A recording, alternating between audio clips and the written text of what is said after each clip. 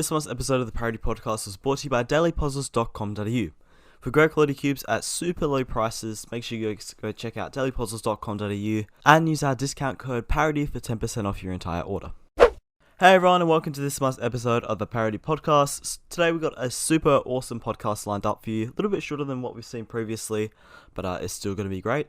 We're going to start off by talking about the new cubes of the month, and then we'll go and chat with Zain from the Cubing Critics to talk about what we can expect in the next few months from cubes, all the latest goss, and then an interview with 2019 US Pyraminx national champion and US national record holder for Pyraminx, John Gaynor, and then that will be the show. Let's get into it. Yo, it's Cubed here. Hi, my name is Jack Kai. Hi, my name's Kieran Behan. Hi, I'm Kevin Lee from Cubing Coded, and you're listening to the Parity Podcast. Parity Podcast. Parity Podcast. The Parity Podcast. You're listening to the Parity Podcast, brought to you by your hosts, Mitch Creighton and Jan McGinley. Before we begin the show, I just want to give a shout out to Dallas McNeil, a good friend of mine. He helps out with a lot of comps that happen in South Australia, and really Speedcubing Australia wouldn't be the same without him. So thanks heaps, Dallas. I had a great chat with you at Adelaide Twin Sunday 2021, and hopefully we can get something planned soon as well. Later in the year in Adelaide, that'd be great. Hey everyone, and welcome back to this month's episode of the Parity Podcast. Today we have got a solo episode. It is just me running it today. I really apologise for the podcast not coming out sooner. We've had a few technical difficulties, and then Jan has just been really sick, unfortunately. It's not COVID, thank goodness, but he just hasn't been able to do the podcast, and then he came to a point where he was like, you know what, just do it by yourself. So here I am. Hope he gets better soon. But here we are. So we got a little bit to talk about today. We've got quite a few new cubes from January, I think. Yes, January. I'm not going to talk about like what's come out so far in February, because that will sort of ruin it for the next podcast. So we're just going to pretend that this came out normal time, sort of like towards the start of February. So first cube to talk about is the Yushin Hanlong 12x12. Now this cube is super awesome. Obviously, we're starting to see a lot more big cubes coming to the market now. This cube looks really, really solid as well. Yeah, coming in at 180 Aussie dollars right now on Daily Puzzles. You know, it's pretty good. We're starting to see, as I said, quite a few big cubes coming to the market now, and it's quite exciting. Hopefully, as more come, we can see prices come down a bit more to make them more widely affordable for more people and stuff, because they really are fun cubes, really big cubes. And it also begs the question to think, how big can we go? I think the largest we've got right now is like a 22 by 22 or something. But, I mean, the more that we're producing, the more it makes us think, can we get any bigger? And the next we've got are the Moyu Puppet Cubes. These are non-WCA puzzles, and they're really interesting blocky cubes. I haven't seen much about them at all. They sort of enter the market quite quietly. But it's sort of like a 3x3 size, and then some parts will just be like a full sort of 2x2 block, and then other parts will have like 4 pieces per thing. It's really interesting. I don't know how they made it, but you guys can go check that out. That's a really cool puzzle. I'm quite interested in it. And then we've got the Z-Cube Mini Pocket Timer. So we'll know, well, actually, I'm not sure how many of you guys would know the brand Z-Cube. Obviously quite a small cubing company. They have come out with their own mini pocket timer, similar to the YJ pocket timer we saw about 10 months ago now. I'm pretty sure that it doesn't actually use infrareds like what the YJ pocket timer does, but it seems to be pretty much like 5 centimeters by 5 centimeters, so like really, really small and like pocket size, so you can pretty much take it anywhere and cube anywhere, which is super, super cool. We also have the Diansheng 2x2, 3x3, 4x4, and 5x5 to hit the markets. This is a very old brand, Diansheng. I don't think I've been cubing long enough for them to have released a puzzle before this one in my time. So this is an old company, released something new. These are budget cubes, so it's going to be interesting to see how these can compete with what we've already got on such a great budget cube market. It's currently retailing at $12.50 Australian, which I'm pretty sure is actually the same as the Moyu RS3M 2020.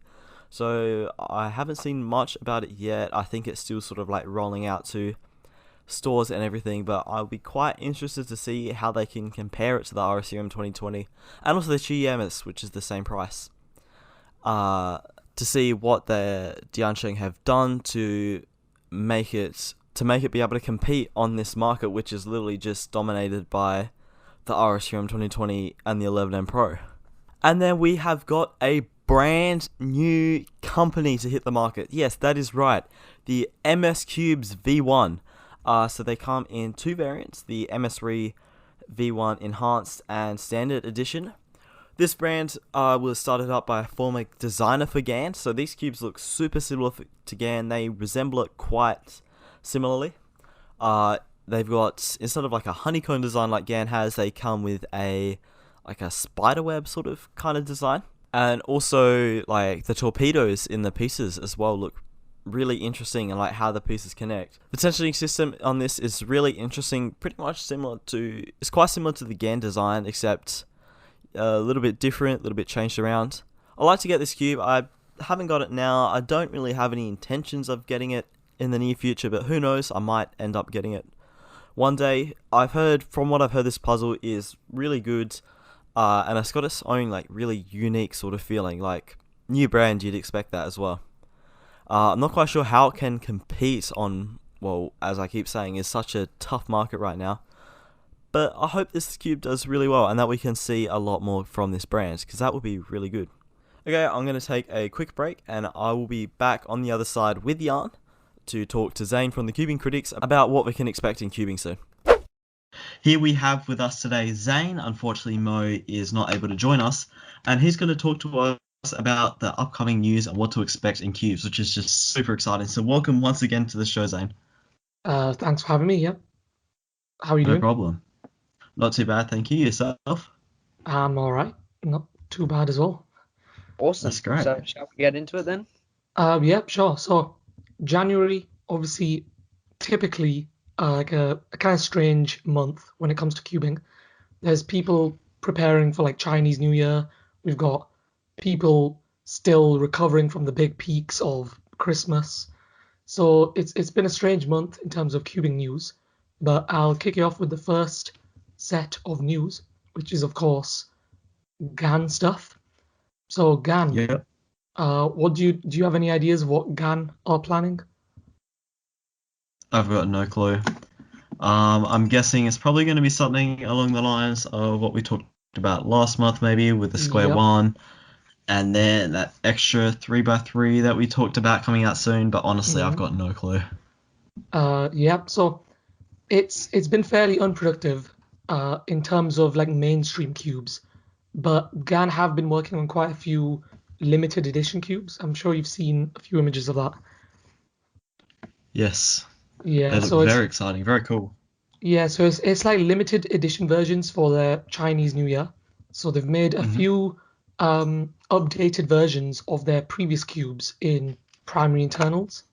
So they've made a 356M, and they've called it a 356M SE, SE standing for Special Edition, and that's the Special Edition Chinese New Year 356M. Yeah, right. So that's awesome. it's pretty much the same mechanism as the GAN 356M that came out last year, I think it was, and it's just with new internals. And then they've also done that with the XS. So what are your guys' thoughts on primary internals? Have you tried them out? Yeah, my current main is the 11M Pro UV coded, which I'm pretty sure they've actually stopped production now, so I kind of got lucky with that one. And I've definitely been really impressed with the primary internals. I've always sort of liked primary internals. One of my first sort of cubes that I really started using a lot was the Volt Power M, which obviously had primary internals. And then also my previous couple of mains, which had been Moyu cubes, also featured a lot of primary internals. So it seems to be, I just really like the feel of them and the speed and stuff. So I've been a huge fan of what GAN have been doing recently with their primary internals. It's been really great. Yeah, definitely. So we've recently just got the MS3 V1s. We'll go into that in just a second, but they've also got full primary internals. And we really like that kind of feel it has. It's much softer than the traditional black plastic. So Mo, us to like to ask, because some people might not be aware. Can you explain to us what the MS line is of cubes? Yeah, sure. So, it's for the MS3V1 is the new cube from a company named MS Cube, and MS Cube is a brand new company made by the former designer of GAN, apparently, and they have produced what looks like six different versions. We've got two with us today, and there's the standard and enhanced, both in primary plastic, black plastic, and stickered. They're the six versions. The two versions that are now out and available in a variety of stores are the primary internal versions. And yeah, they're looking good so far. Have you guys had a chance to try them out? I have seen them, but I have not tried them. However, I think Yes. obviously with the GAN's experience, you can expect a very good puzzle, can't you? Yes and no at the same time. So this designer is obviously very talented. He's made probably quite a lot of successful GAN cubes. But in terms of making something else that's unique, we'll have to go into that. So I'll have a little chat about that in a bit. So what do you guys plan on buying any of the MS3s? Probably not, to be honest. It's hard to tell at this stage. I might end up picking it up sometime down the line, but I'm honestly not quite sure. Okay, hopefully I can persuade you into buying one. But Yeah, fun fact, hopefully. we actually helped out Daily Puzzles in stocking this cube. Oh, wow. Yeah, so It's perfect.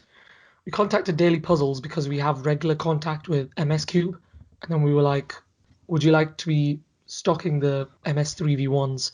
And they're like, "Yeah, sure, send through the details." And then we took it from there. They've got the MS3V1s now, I think. Yeah, that's Wow. awesome.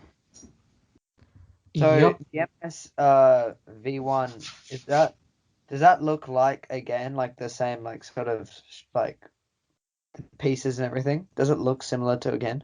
So from the outside, it definitely looks like a GAN. So like sometimes we actually get mixed up and like pick up the wrong cube, but then you can tell because the weight's slightly heavier on the MS3. But sometimes we get a bit confused, like, is this the GAN? Nope, it's the MS3. But on the inside, the internals are full primary, so that's gives it a bit of a GAN feel. The piece design, however, is not exactly the same. Okay. And on the enhanced version, you can pretty much tell because the edge piece has like a magnet on the edge piece, on like the stalk. So it's very interesting. And if you So compare the feel of it to any major speed cube right now, what would you say it's most similar to? it has a very distinct feel. I wouldn't say it feels like anything in particular right now.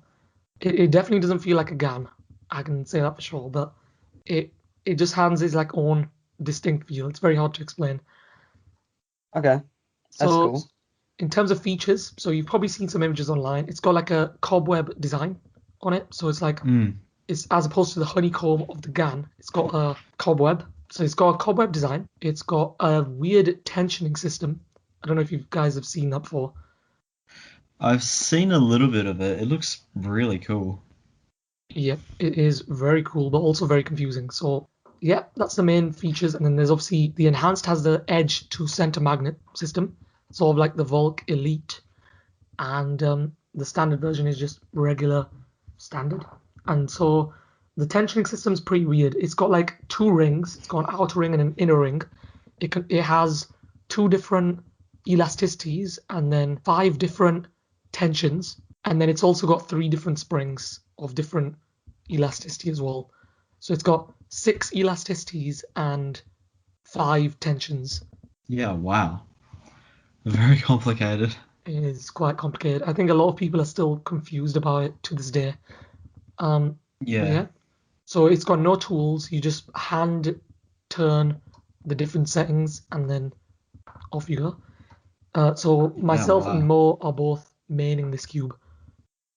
Yeah, really. Yeah, they're pretty good. I wouldn't say they're flagship worthy. The enhanced is pretty good. The standard is a bit more flexible, but I personally quite like it. So they plan on releasing a black internal version and a stickered version. When I first saw a photo of it, I thought it was a new Monster Go cube. It looks quite similar on the outside, but obviously the internals are different and the feeling. Yeah. I think their marketing pretty much looked very, very similar to GAN's, because looking at the cube, you probably thought it was a GAN based on appearance, and that's what we thought as well until we had a chat with them. Yeah, that's interesting. So Yeah, yep. really cool. So based on what I'm told, the black internal versions are coming in a couple of weeks after the Spring Festival, and then the stickered cubes should come shortly after that as well. So it should be a Yep. total of 6 versions. What do you guys think Wow. of MS Cube in general? Yeah, sounds very exciting.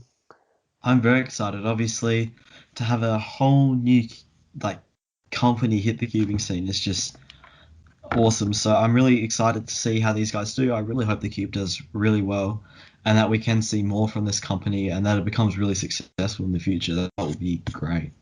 Yeah, I think the price is the most interesting bit about it. It's probably only going to be around like 60 Australian dollars. Yeah, So it's quite cheap. it's in the middle of the road. So yep, that's MS Cube. So we've talked about new companies, but what about old companies? So are you familiar with a company named Diansheng? Yes. Yes, I actually saw what you're about to talk about a couple of days ago, and I was actually kind of confused about this company. I'd never actually, or I might have heard it pop up once or twice, but I hadn't heard of it heaps because I am obviously still, well, probably like I think it's 2 years into cubing and stuff, but I feel like that company's still a little bit past my time right now.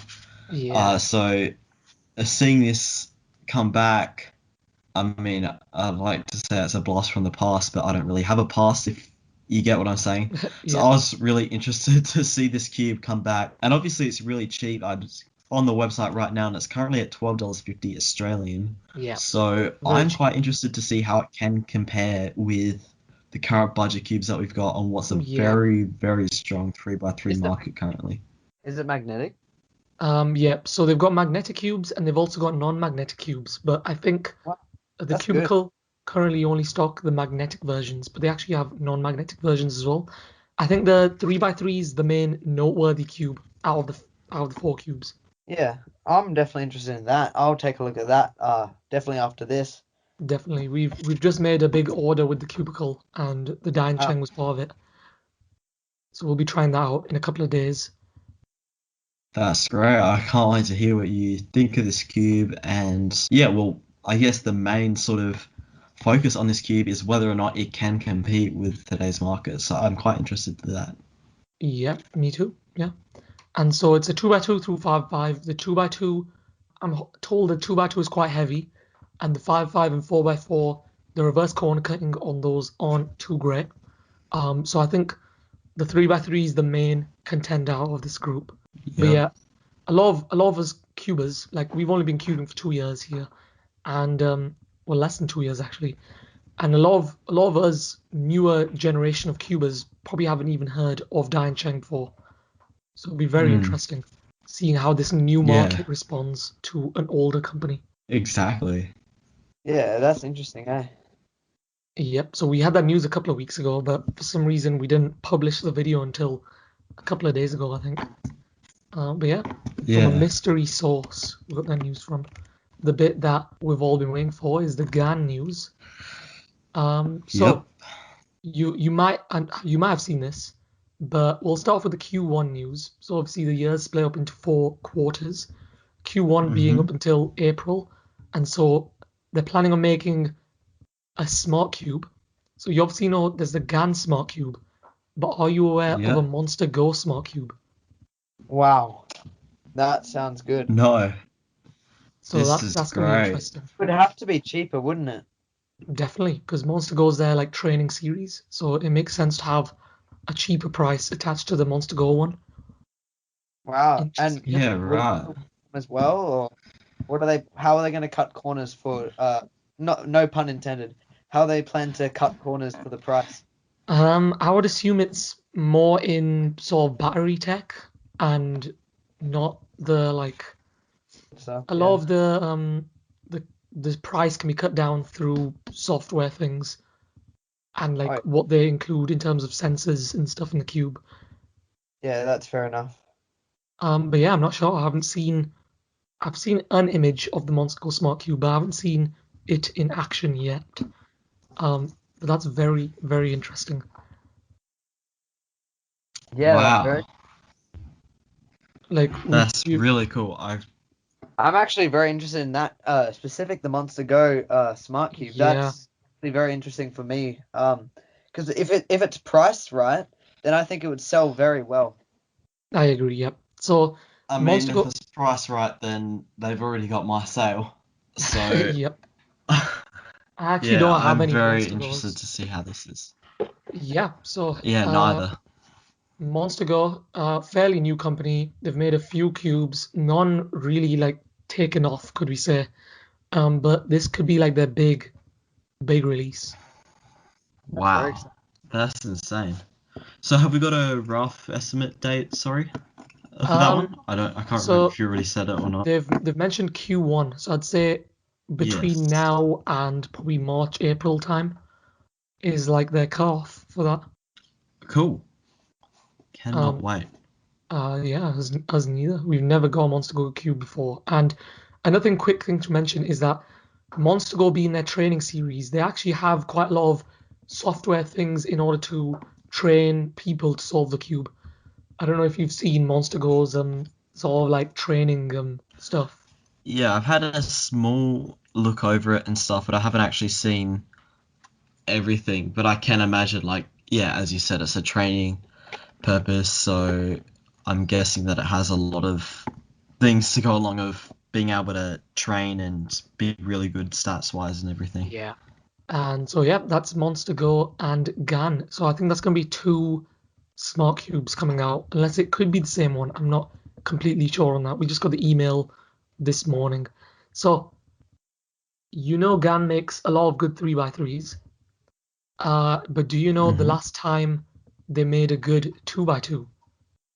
The GAN 251. Okay, and when was that? Wasn't that like early 2020 or something? I think it was like 2019. Ooh, so quite a while back. Yeah. Well, Yes. they're currently in development of a new 2x2. Okay. Wow. I've been told that it's going to be the successor to the 251, so it's Yep. likely going to be 51 millimeters, and it's going to be their new flagship 2x2 for GAN.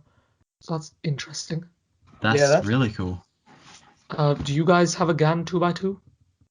Yeah, I've got the GAN 249 I magnetic, which is the one before the 251, but I don't Yep. have the 251. I do not have a GAN 2x2. Me neither. So we've never tried a GAN 2x2 before. We're barely into 2x2, It but feels a bit like a GAN with the internals and the Yeah. honeycomb, but it's still obviously the 249 is very old now, but the 251 I have felt it's very heavy and very it's a bit like the Volk. yeah. So by the looks of things, they're branching out. So they're obviously coming back to their really old models. They're not really banking in on 3x3 alone. So obviously you've seen them do a lot of side events, and now they're coming back to the N by N. Who knows? We might see another 4x4 coming in the next few months because they That'll seem be to be great. Yep, very good indeed. So they say Q2 on that. So that's likely going to be midway through the year. Yep. As well as this next piece of news, which is a new 3x3. So have you seen? We talked about this last month, I think. The whole brand new 3x3 based off the 11M Pro.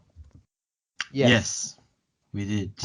So what it seems like it's going to be is a stripped down 11M Pro, and it's going to come out in Q2, possibly a mid-range cube, but I'm not too sure on price yet. But he's told me that it's going to be a new 3x3 design will base on GAN 11M Pro with limited features. Wow, that sounds great. So I think it's likely going to be, you know how they did the 356M last year of the XS or X? Yes. It's likely going to be something like that, I would assume. Probably an 11M Pro without corner magnets or something. Yep. And that's That's awesome. You know, So what I was going to say before is I reckon GAN is very much overdue a new 4x4 because obviously they had the old 4x4, which is quite old now actually. I Yeah. think they're definitely due of a new 4x4, especially with how they've been going lately with the new technologies and everything. Yeah, I think their momentum is quite high at this point, probably more than any other company so far. They've got good Yeah, momentum going. exactly. I feel like just in general, 4x4s aren't really that great, like, and aren't really as good as what they can be. I've definitely noticed that out of all the cubes, like, just in terms Yeah. of standards and stuff, 4x4s just aren't really that great. And I feel like there is a lot more room for improvement. Yeah. So hopefully GAN does come out with It's something really good. It's That would partially just be, yeah, it's partially the mechanism of the 4x4 and how it's built, but yeah, yeah, exactly. it would be good to see a company innovate though. It'd be Yeah. really good. Definitely. Now the question has to be asked: do you think we'll see 5, 6, and 7x7 soon?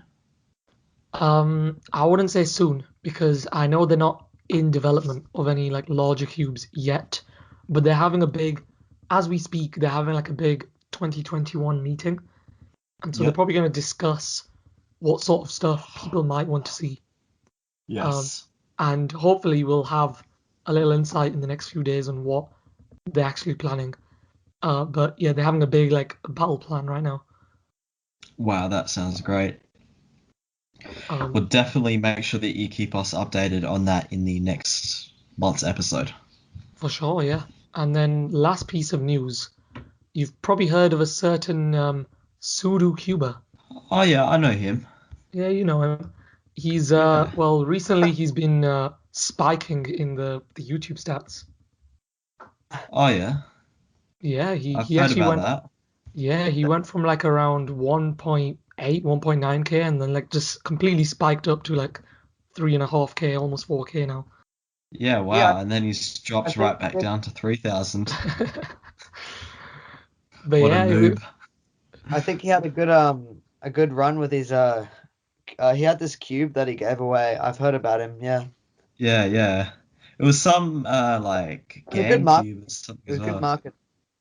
yeah, and I think he tried hijacking Cubrazin's video once. So that Yes. might have been some good promotion there. Yeah, I heard Yeah. about that as well. Give me some insight. I don't Cheeky guy. I'm not very aware of Q-Razin. I don't watch much of his videos. Give me some insight about this. Oh yeah, so his GAN 11M Pro giveaway, you're probably familiar with that. He jumped into one of Cubrazin's videos and promoted his giveaway. Oh, yeah, that's good marketing as well. Yeah, very very good initiative from this Sudo person. Yes, as Whoever he is. Q-Razin's audience is very Sounds handsome.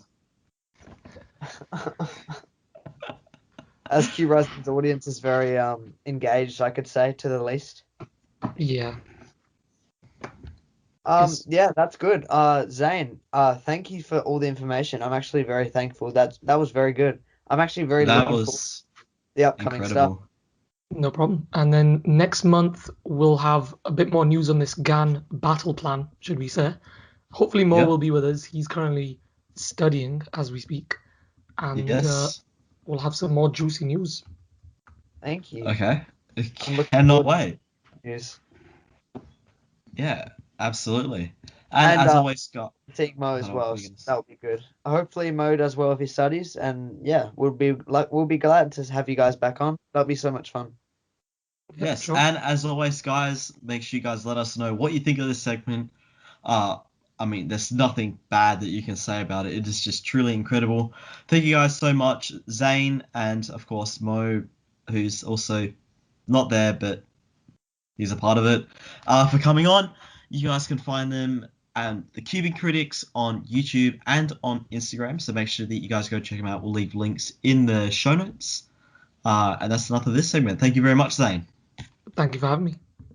Thanks, No Zain. problem. We really appreciate it. Thank you, Zain. As always, that was incredible. So sorry Mo couldn't be there. Unfortunately, he had school on at that time. But that sounds really exciting to look forward to, especially that GAN stuff. I'm sure we will have a very bright cubing future. Definitely make sure that we look out for that pretty soon as well. Alright, I'll see you guys on the other side with an interview with 2019 US Pyraminx National Champion and current US Pyraminx National Record holder, John Gaynor. Thank you so much, Daily Puzzles, for sponsoring this episode of the Parity Podcast. For those who don't know, Daily Puzzles is an Australian-based speedcubing company with pretty much every speedcube on the market. They got great, fast, and reliable shipping with great customer service, which you just won't get anywhere else. So make sure that you guys hop over to dailypuzzles.com.au and use discount code PARITY for an awesome 10% off your entire order. Most speedcubing companies will only give you a petty 5%, but no. With Parity at Daily Puzzles, you get 10% off your entire order, which is just perfect.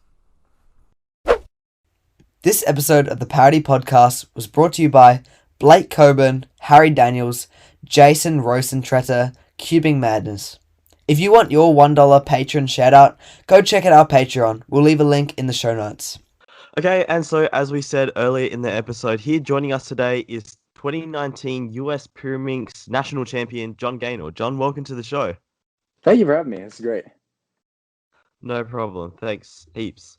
Okay, so the first question is a pretty typical question, and that is, how did you get into cubing? Yeah, so I had a friend back in, I think it was 7th grade, who could solve a cube in like a minute, and I thought it was pretty insane. So I was like, hey, this kid's getting attention for it. And me being in 7th grade, not really having anything that stood out about me, was like, hey, that'd be cool to do. So I started to learn, quickly surpassed him, and the rest is history. So not a very unique story, but yeah, that's how I got into it. Yeah. Oh, that's awesome. And so then after that, what introduced you to the Pyraminx, and why did you take to that so much?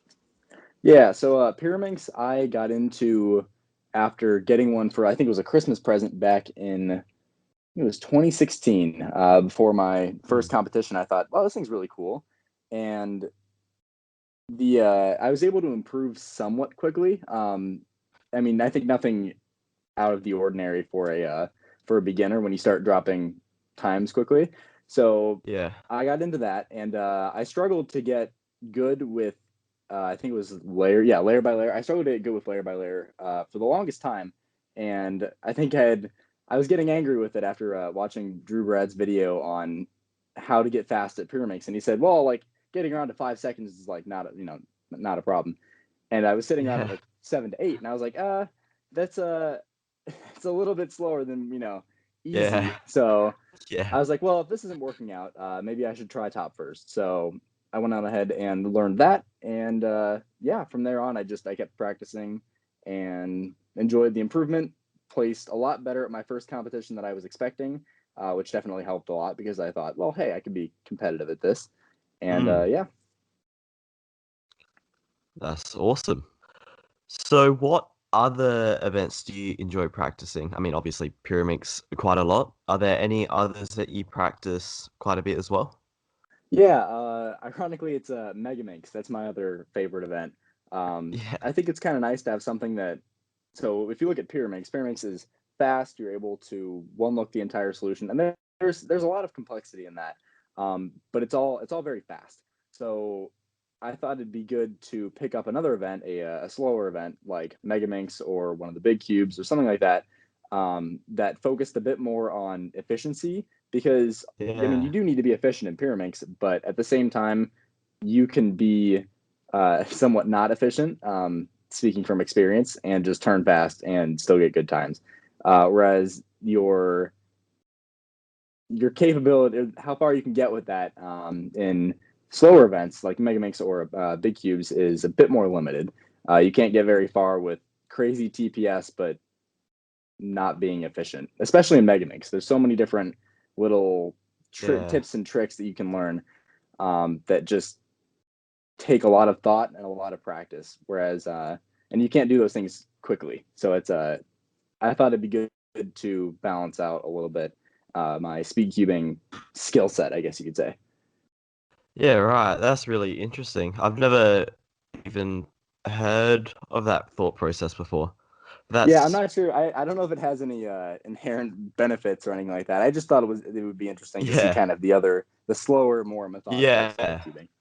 Yeah, that's really cool. Yeah. Okay, so I guess let's talk us through US Nationals 2019. How did you feel winning that? That just must have been amazing. Yeah, so that was quite the interesting competition. Going into it, I mean, I was practicing. I was doing probably 300 to 500 solos a day leading up into that for probably Wow. the few weeks to a month before it. I mean, I was practicing a lot going into it, and but I kept in my mind that there are people that are going to be at this competition that are so many levels above where I'm at. I'm not going to expect anything. I'm not honestly, I wasn't even going to hope for anything. I wasn't hoping to win. I wasn't hoping to podium. I was just hoping to do my best. And Yeah. when I was there, I was practicing with Steven Winteringham, if you know who he is, and a couple other people from the region. Mm. And Ben Kyle was also there, and he had made so many comments whenever we'd be doing solves and I'd get a good time, where it would be like, this guy right here is insane. And I thought that was just crazy because this was Ben Kyle, right? At the time, this was, Yeah. and still, it still is crazy, obviously. But the kid, he, his solutions are insane. He's gotten crazy. I mean, the kid was amazing. And to hear that from him was pretty cool. So, but I was still like, nah, Yeah. it's not going to happen. But then I believe round one, I think I had won round one, beating Drew, which was insane for me. Wow. To think that I had beaten somebody that had, set multiple world records, was arguably, and I mean, I don't think it's arguably, is the best Pyraminxer in cubing. And so that was cool. And I was like, well, I can't let that get to my head, because if I let that get to my head, I start getting nervous. You get nervous, you start performing worse. So there was that. And then I believe round two, I had set as much as I'd like to, as much as I wanted to think that, I think that part of it still got to my head. So I'm not sure. I can't remember exactly how I performed in round two, but I don't think it was great. And then round three, I tanked. I was really expecting more. And actually, Yeah. no, I take it back. I think it swapped. Round two, I tanked. So then I was like, okay, I don't really care how I do anymore. Round three did okay. And then finals was very interesting because I was sitting next to Drew. Right. Talk about a childhood dream, so to speak, Yeah. to be competing next to Drew. But I remember hearing the crowd. I remember hearing the crowd and hearing his reaction when he got the slice DNF on. I think it was the fourth solve, and thinking, oh, so maybe this isn't, now, to be fair, a part of me was like, wow, that really sucks. I can't imagine. I really hope I don't do that, to Yeah. get such a big penalty and such a big final. But I figured maybe there's a chance. But then I finished out the average, and I got done thinking, okay, there's no way this won. At US Nationals, there's no way. I think it was like it was somewhere between like a 273 and a 275. It was somewhere in there. I was like, there's no way Mm. that won US Nationals. Like, compared to like the world Yeah. rankings, everything else, you think, okay, there's no way that won. But as I started to talk to people started saying, oh no, I got this. And I was like, wait, hold on.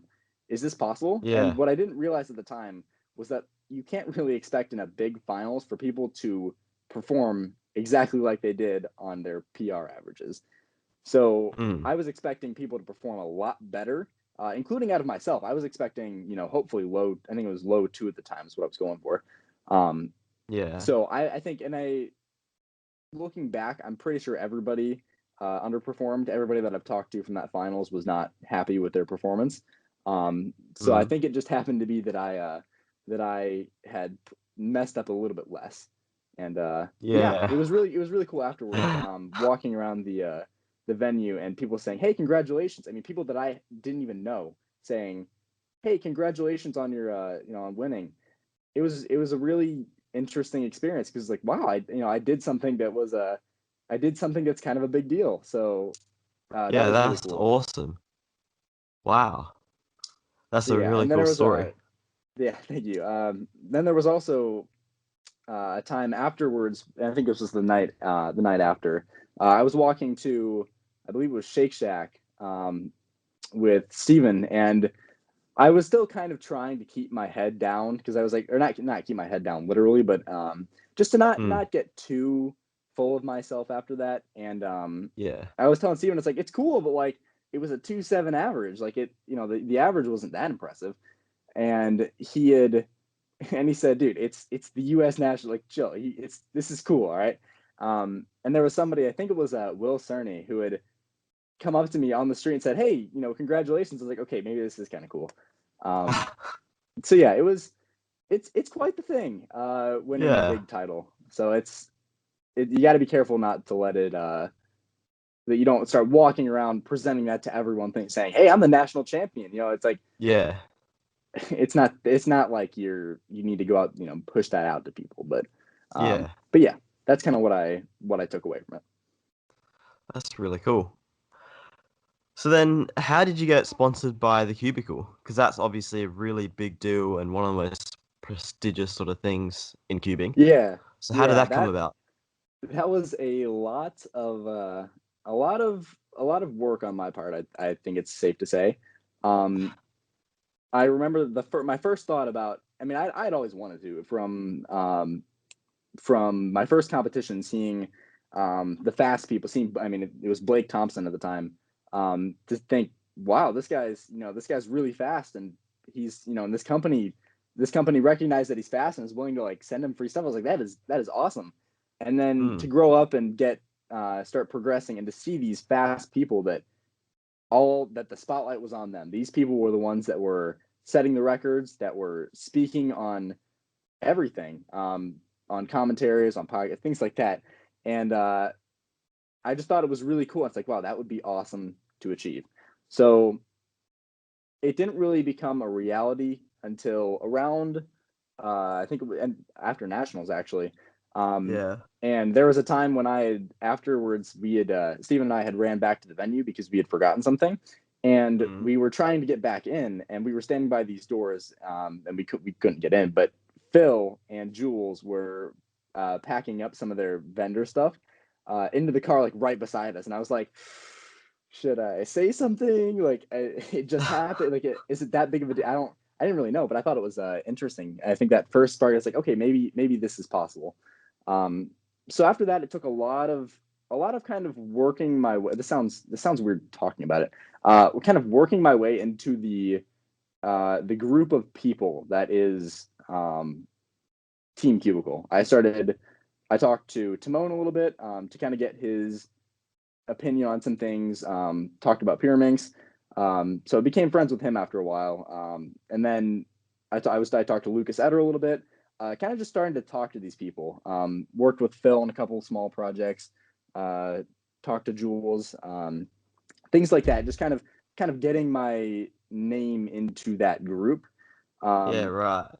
And then after that, it wasn't. I mean, nothing really came from that at the time until the North American record, when I had messaged Jules like an hour before saying, "Hey, do you guys care if I were to wear Luke Garrett's jacket while I'm competing in Pyraminx?" And he was like, "Yeah, sure, go on ahead. I mean, that's free advertising."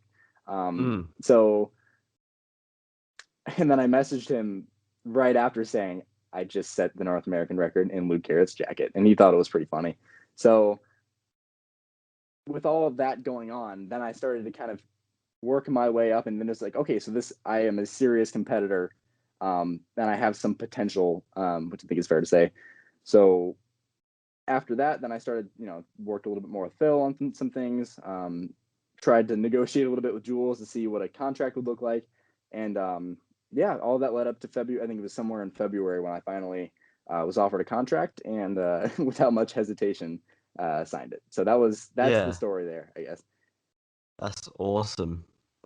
So I guess you sort of segued into that with the North American record. So talk us through that. Like when you saw the scramble, were you like, oh yeah, this is going to be a good solve? Did you have any sort of expectations going in? Did you know it was going to be good? I guess is what I'm trying to say. Yeah. So this is almost a textbook example of what being in the zone or being in flow, however you choose to define it. I think that's an example of that. So going into the solve, believe it was the first solve, I had seen Steven, and as hard as it is as a competitor in the waiting area to not look at other people solving, it's very easy to just let your eyes drift, and then you kind of see what times see what times people are getting.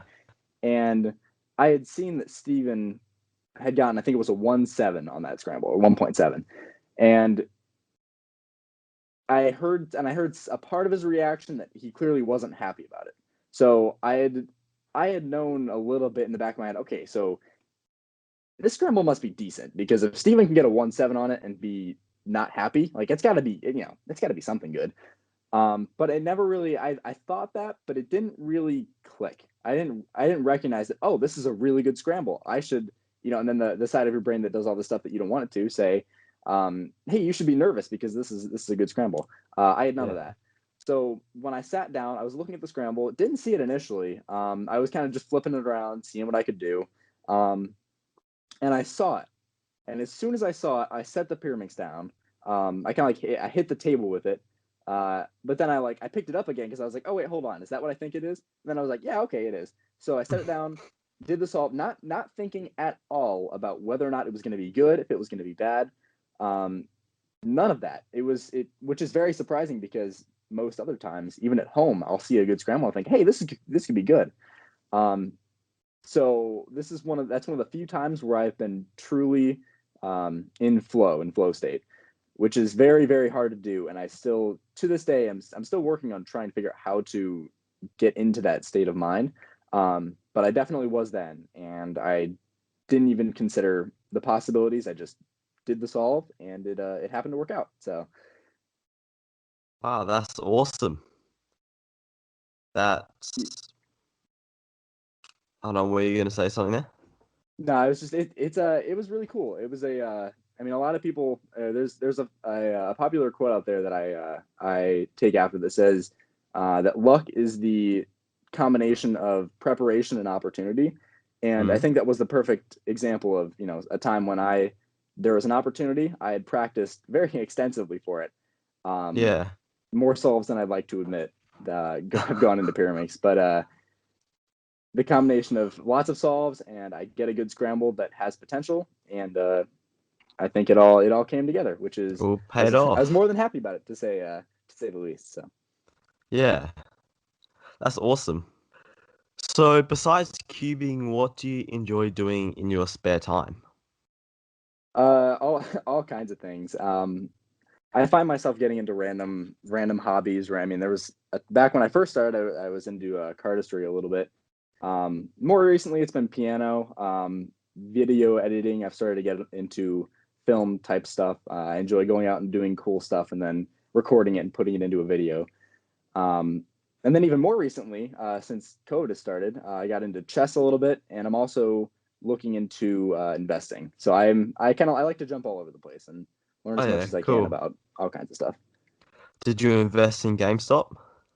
I did not. I had actually started investing a couple weeks prior to that. So I was I saw it all. I did not invest in GameStop, however, I did invest in I think it was Nokia and Express. So I rode the wave a little bit. But I did not get into GameStop at all. I thought, okay, that's a little bit too risky for my taste. And I don't know what I'm doing here, so I should probably stay away from that. But it's been fun to watch it play out. It has been. So how much do you practice? Do you practice daily, and how much daily? What's sort of your schedule for practicing? Yeah, so normally, and when I say normally, I guess I mean pre-COVID, because everything. I'll talk about what's going on with COVID in a second here, but pre-COVID, I would generally go for kind of alternating time solves and untimed solves to work on efficiency, to work on better integrating L4E into my solves, and that's been a little bit of a challenge. Once you get into a mindset of how to do something, it's hard to kind of rethink that. So up until probably the beginning of the year, I was only using L4E when it was like a solved V or 1 to 2 moves away. But I've had a lot of fun playing around trying to be more efficient with that, as there are lots of fun things you can do with L4E. So in terms of my practice schedule, I try to balance that out a little bit. Usually getting in somewhere, anywhere from 1 to 3 hours of practice a day, depending on, and that's Pyraminx alone. Yeah. Trying to, depending on how much I had for work, school, and so forth. But and then once COVID hit, the beginning I was super motivated. I was spending probably 4 to 5 hours on Pyraminx. Wow. That sounds bad thinking about it, but yeah, I was spending a lot of time on it because I thought, well, I mean, if there's going to be people that are inevitably going to stop practicing because there's not competitions. That's ironic because that's somewhat what I ended up doing later. But I was like, well, okay, I can capitalize on this and come back even stronger once competitions are back.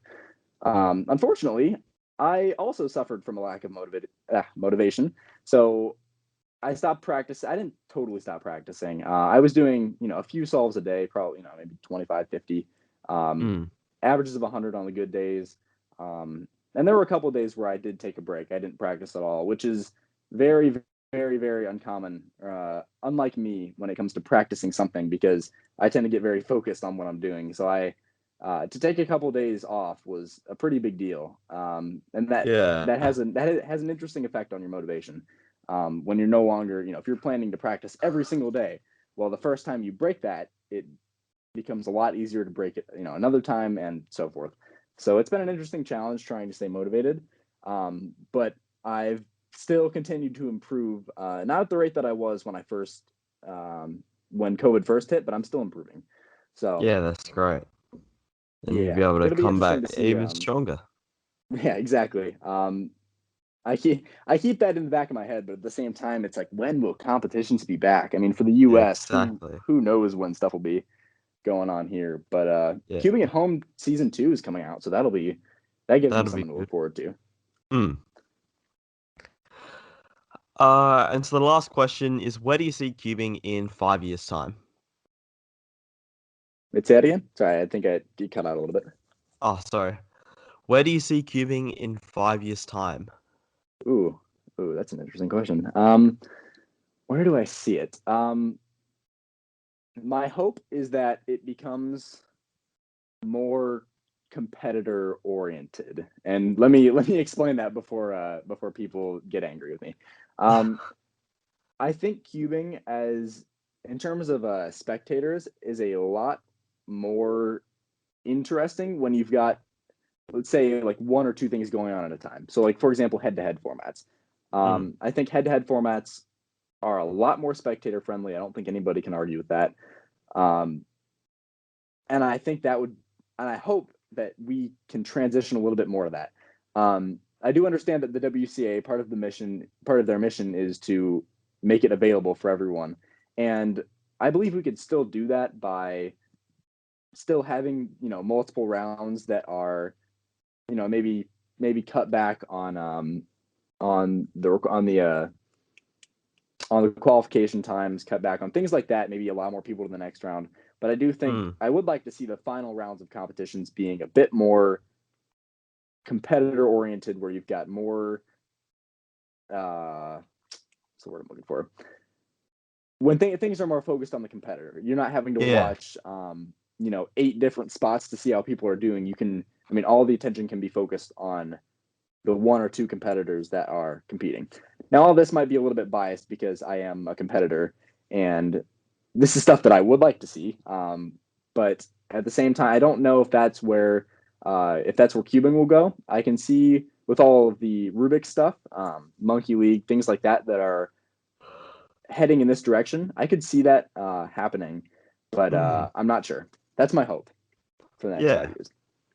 And yeah, that sounds perfect. That's probably along the lines of what I'd say. And I think I've asked this to a couple of other people on the podcast before, and they've all said like various answers, but it all has been around this sort of thing, is to make it more competitive based sort of thing. Yeah. That's it's a really interesting thing to think about. And yeah, you really hope that one day we will be able to see that in 5 years or even sooner, once comps are back, I guess. Yep. And I bet once if more money starts to trickle in from Rubik's, from any maybe a big company sponsorship outside of cubing that takes an interest, I could see that definitely helping, or at least encouraging the spectator oriented competition format. I could see that that coming into play sooner rather than later, which would be awesome. All right, cool. Well, thank you so much for coming on. Yep, absolutely. This was a lot of fun. It's always fun talking about this kind of stuff, so I enjoy it. Yeah, exactly. Nah, thanks heaps. That was a lot of fun. We really enjoyed it. Sorry Jan couldn't be here, of course. Yep, no worries. Links to the show notes where you can find him on Instagram and on YouTube as well, because he's a pretty cool guy. And on that note, I think we'll leave it there. There's really not much happening in cubing and not much to talk about, unfortunately. But hopefully we will see some more stuff soon, and we will have something to talk about. Alright, I'm going to leave it there. Thank you guys so much for listening. Hope you guys really enjoyed this episode. Sorry it came out a bit later than what it usually has come out. Hopefully next month it will be able to come out a bit sooner. Make sure you follow us on Instagram, give us good reviews on iTunes, and listen to us and follow us on Spotify. Go follow us on Twitter as well, because I think we have that. I'm not really sure. Buy the Patreon as well to get yourself shouted out. It's a really good way to get the word about something. We've got about 1,500 listeners and episodes, so, pretty good. Shop from Daily Puzzles, use code Parity, and I'll see you guys again next month. And until then, happy cubing. This episode was brought to you by dailypuzzles.com.au. For great puzzles, go check out Daily Puzzles and use code Parity for 10% off your order. Hi guys, Jan here. I'm just in editing, and I just want to say I apologise for not being available for most of this episode. I've been very busy this month with stuff, but I'm going to be here for the next episode. So, thank you guys again for supporting us, and I hope you enjoyed this episode. I'll see you guys later, and Mitch and I will be back for the next episode of the Parity Podcast. Thank you guys, and see you later.